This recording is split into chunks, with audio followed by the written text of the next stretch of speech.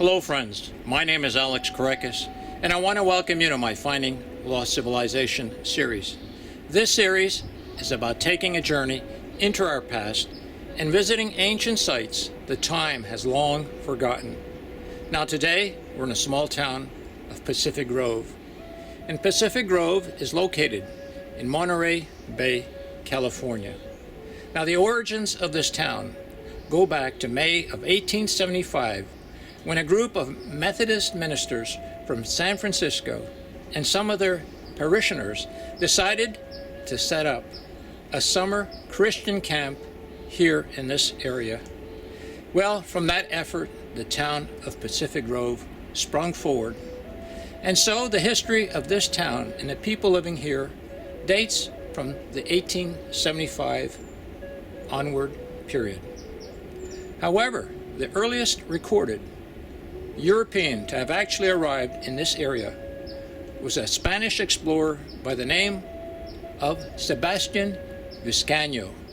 And in December of 1602, he sailed into Monterey Bay, drop anchored, and explored this area. He encountered Indians, which he described as friendly and generous. He was here only a short time before he set sail and continued his exploration. Well, the next significant event that occurred after Vizcaíno sailed out of Monterey Bay was approximately 168 years later. And in May of 1770, another Spanish explorer by the name of Caspar Portola sailed into Monterey Bay, dropped anchor, and established a settlement in this area. He also met Indians, just as Vizcaíno did. And he also described them as friendly and generous. And so again, much of the history of Monterey Bay centers around the arrival of the Spanish and the settlement that they created here. However, I am now standing at a spot that I believe is Pacific Grove's oldest and least recognized monument to man. Now, when I say this, let me explain what I mean as a monument to mankind. Testing of shell-midden sites, and these sites are areas where the ancient Ramsen Indians processed their food and discarded the items that they didn't use as sustenance. Testing of one of the elements from one of these sites revealed that it was 7,000 years old. So as you can tell, the history of this area is much, much older than 1602, 1875, or 1770. The history of this town, this place where I'm standing at right now, goes back at least 7,000 years. So anyways, come follow me. Let me show you this monument that lays here unknown and generally undiscovered.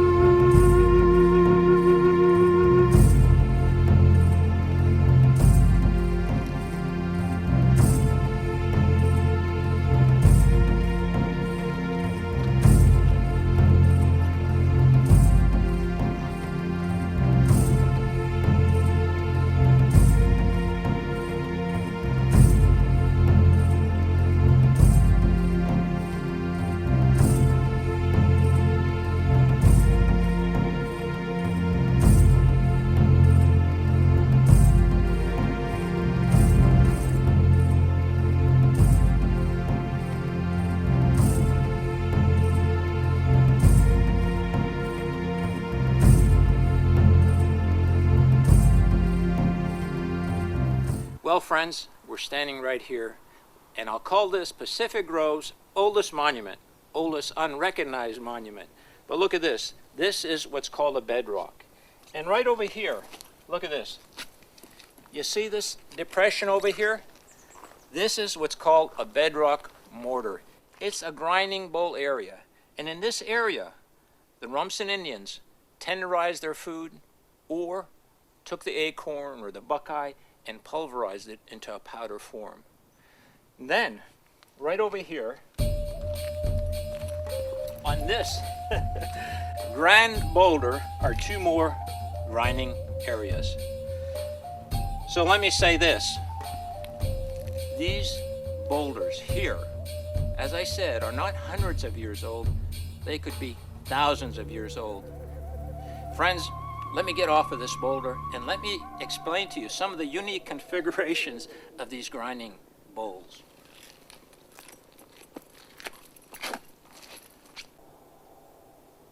Friends, this boulder is flat. It's a cooking table. It's not just a boulder with two holes in there. This is a cooking table and it has a plan. Let me show you. Right here is the grinding area, right here. But look at this, there's a little channel here coming out here. And above it, right here, there's another channel over here that runs here. And look, here is another channel running down here. Whether you're tenderizing meat, whether you're washing sea life, or you're grinding acorn, you need water. You need water to leach things out, you need water to wash them out, and this boulder is prepared like a cooking table with channels for water to run off as the food is being prepared.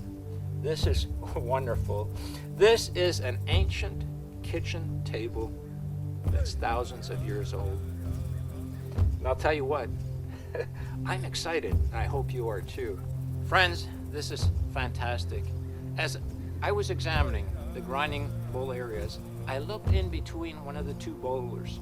And can you believe it? I found one of the implements that was used here. I found a portion of the pestle. And you know, the fascinating thing is that pestle has been laying here for hundreds, if not thousands of years, undisturbed. So I find this is a real gem, and I'm going to be happy to share it with you. Let me show you.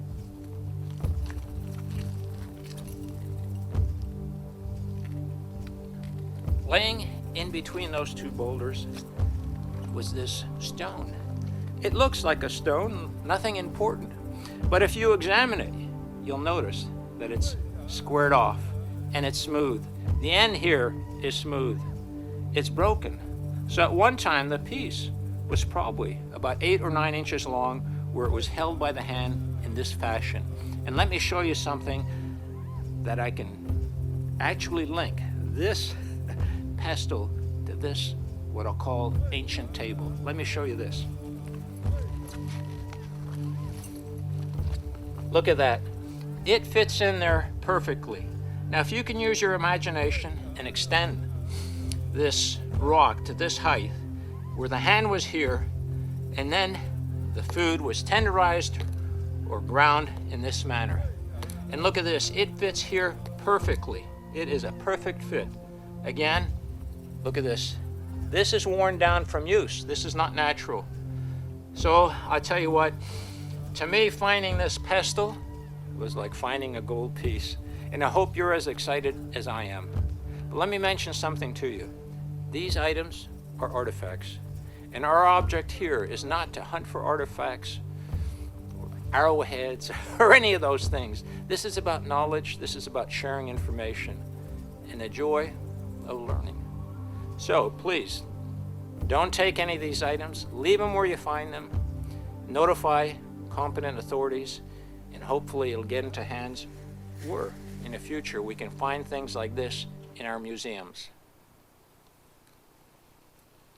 One of the significant aspects of the Rumson way of life along the coastline is that there are many areas that we refer to as shell middens.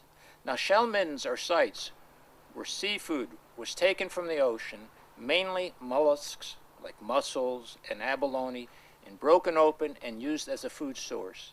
These discarded items were normally left in an area where the Rumsons lived.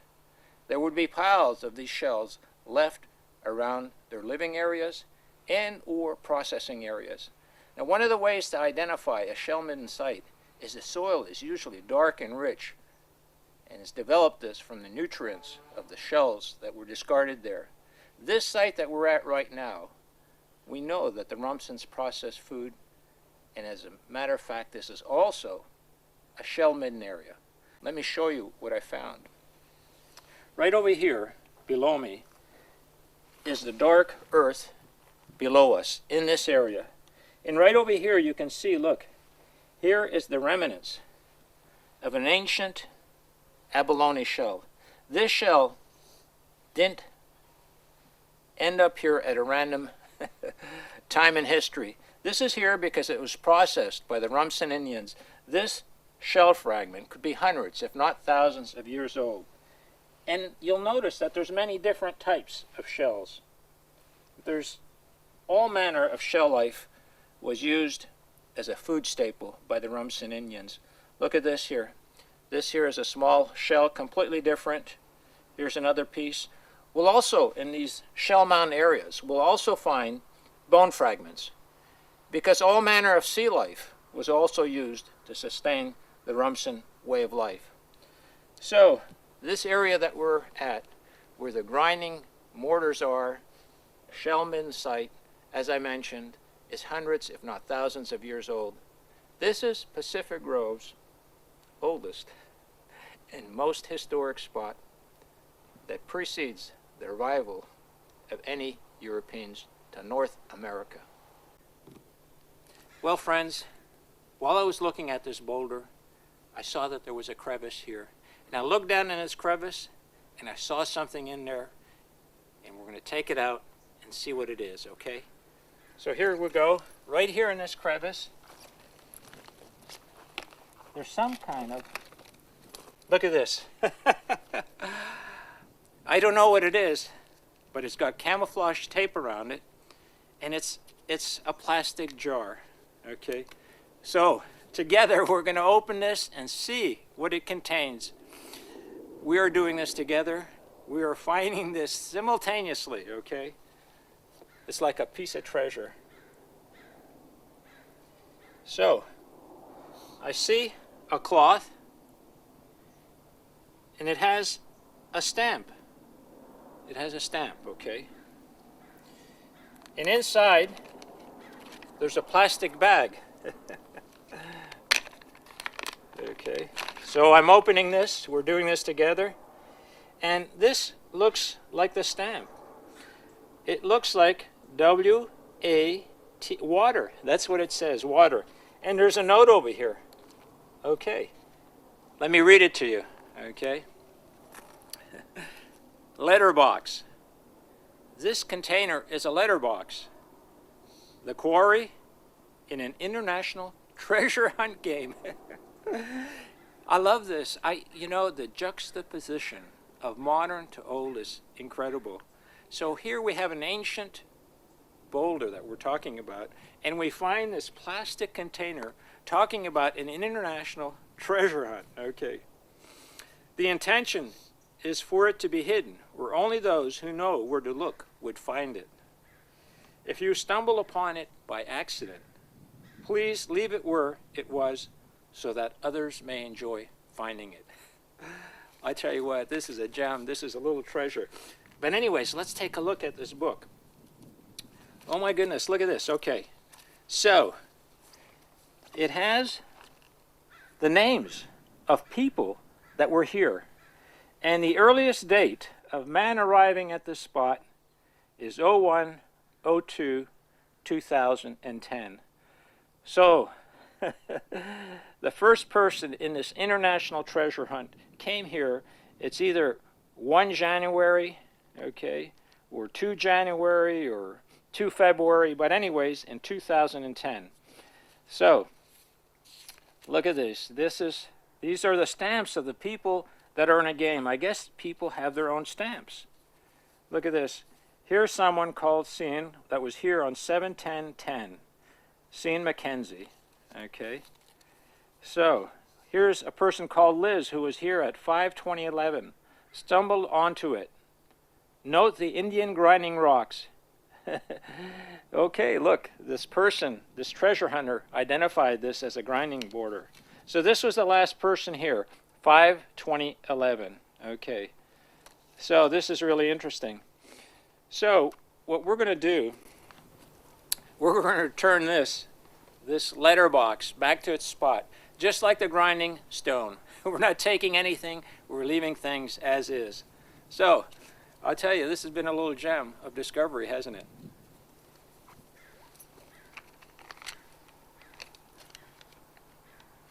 So back it goes.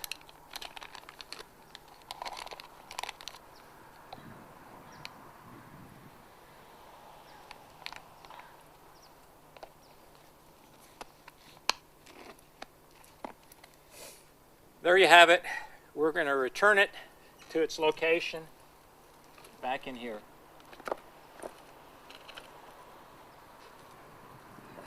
Well, that was a lot of fun. So let's continue on our trek and our journey.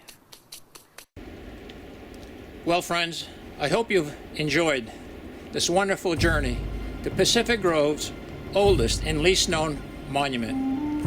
Now, there's many more journeys to come, and I hope that you accompany me on these treks to take a voyage into our past and to find ancient sites that have been lost in time. Now, let me say one thing.